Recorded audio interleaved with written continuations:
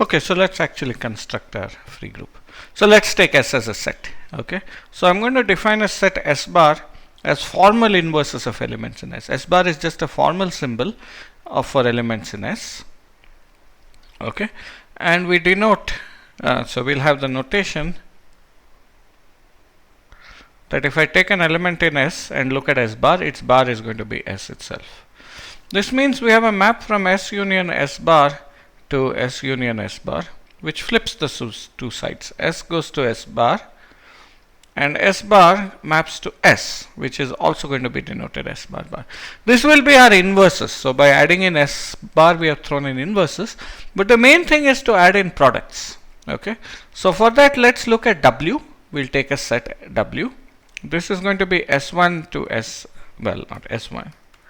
Let's call them letters L1, Ln. Okay, n is greater than or equal to 0, so this could be even an empty word, and Li is in either S or S bar for all I. So these are just finite sequences of words. Now this includes the empty words. Okay, so E is just the empty word is in W. You can guess from E that it's going to eventually be the identity. Okay, this is an empty tuple here that I've written here. Okay, so you can formalize this if you want as functions from 0 to n for some n or the other, but or rather better when 1 to n, you can formalize it as functions. But we can also multiply words. Okay, so if W1 equals,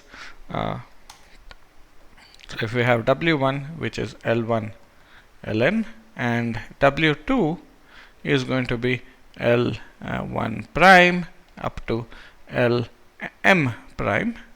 Okay, then we define the product W1 star W2. This is defined to be L1 all the way up to Ln, and then we start with L1 prime and go on to Lm prime. So we simply concatenate the words, put one followed by the other. It's obvious, but of course the length always increases. This doesn't make things into a group.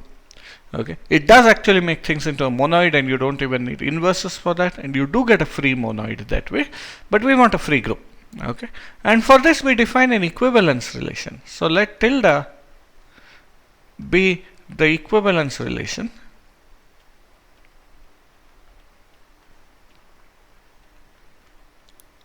on W, and I'm not going to give you the whole thing, but just say it's generated by, well, let's look at a word L1 Lk, and I have lambda lambda bar. So this is either in S or in S bar, and if it's in S bar, the bar is flipping back, and I have Lk plus 1 all the way to Ln. This is going to be equivalent to L1 Lk, Lk plus 1 all the way to Ln. Okay. So this is just saying that if I see a letter and its inverse, I can cancel them. And by saying this is an equivalence relation generated by this, which means we can also do the opposite. We can insert a cancelling pair of letters. We can uncancel. Okay, that follows from symmetry. So this guy is in S union S bar. We can insert a cancelling pair. Of course, reflexivity tells you things are equivalent to themselves. Okay, so concretely, you can think of this as a move, and two words are equivalent if they are related by finitely many moves, each of which is cancelling or the reverse of cancelling. Okay, we can prove these two definitions are equivalent by saying by symmetry transitivity. If things are related by finitely many moves, they are equivalent, and conversely, being related by finitely many moves is an equivalence relation, and so we are talking about the smallest equivalence relation containing this. So it's exactly the same as, so equivalently, I'll just say briefly, so related by finitely many moves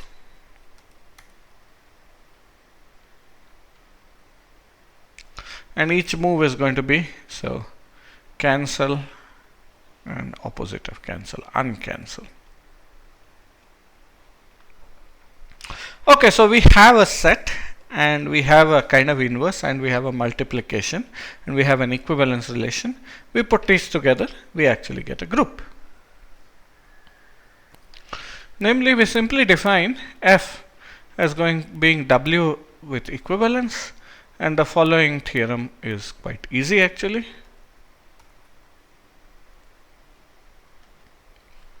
First of all, star induces an operation F cross F to F. Okay, that is to say, if two words are equivalent here and equivalent here, their images under concatenation are equivalent. This is elementary, and F with star is a group. Okay, proof first of all. For a single cancellation, okay, so star induces F cross F to F, as this holds for a single move.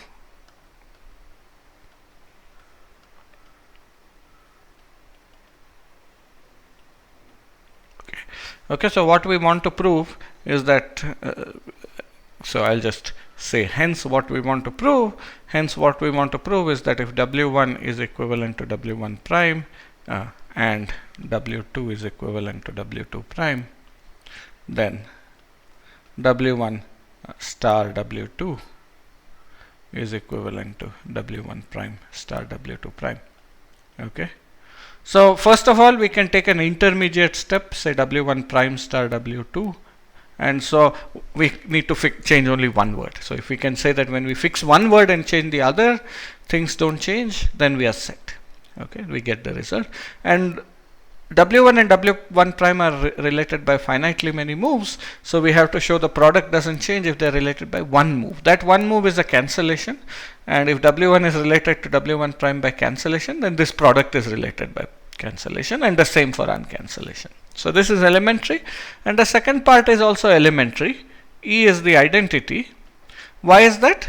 Because if we concatenate an empty word as W star E is E star W. So E stands for empty here. It's an empty word. We add it before and after. Then we get the same result. Okay. And inverse, as you would expect from having seen these things with groups and even before that in linear algebra, if I look at L1, L2 and Ln, okay, this has inverse Ln bar, Ln minus 1 bar, L1 as, so you put this as a tuple, as if I put them together, if I look at L1, Ln, Ln bar, L1 by induction, well, this is equivalent to, let's cancel Ln and Ln bar. We just go up to Ln minus 1, Ln minus 1 bar. I simply cancelled these, etc. to L1, all the way down to equivalent to E. Okay, so and the product is associative because star is associative, which is completely elementary. So we have an associative operation with an identity and with inverses, and hence we actually have a group. Okay, what remains is to show that this is a free group. That is not hard either. We'll show that next. Okay, finally we have to show that F is the free group generated by S. So remember what that means. We are given the data. Okay, so of course first I should define I from S to F. And this is going to be I of S is going to be the single one tuple, if you wish, S itself, which we'll simply denote as by S. Okay, the abuse of notation. Okay, so now suppose we are given a group H and we are given a function F from S to the group H. Okay, we'll first define, we have to define a homomorphism on F, but we'll first define, let's call it capital Phi, mapping W to on the all words to H. And this is quite obvious what this is. Phi of, if I look at L1 Ln, if I look at phi acting on the n tuple, well, I know what is f of L1. So L1 is an element in S. Okay, and I know f on S. So f of L1 times f of L2 times f of Ln. Okay. Now it's easy to see that phi of, if I have L1 Lk, if I have a cancelling pair, and then I add a lambda and a lambda bar, and then I add lk plus 1 all the way to ln. What is this? This is f of L1 f of lk times f of lambda times f of lambda bar. Oh, I'm sorry, there is a mistake in what I defined above.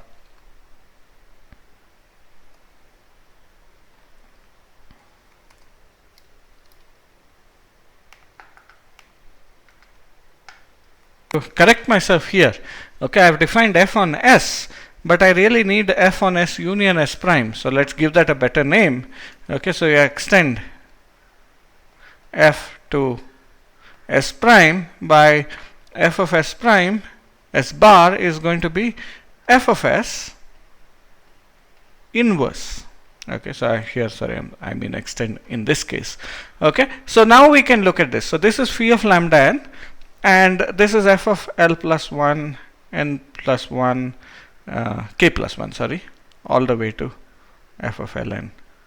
Okay, so now one of this is in S and one of this is in S prime, but whichever way, this is going to be f of lambda inverse, and the two we are going to cancel because we have a group. So we just get f of L1 f of Lk, this is k to clarify here, f of Lk plus 1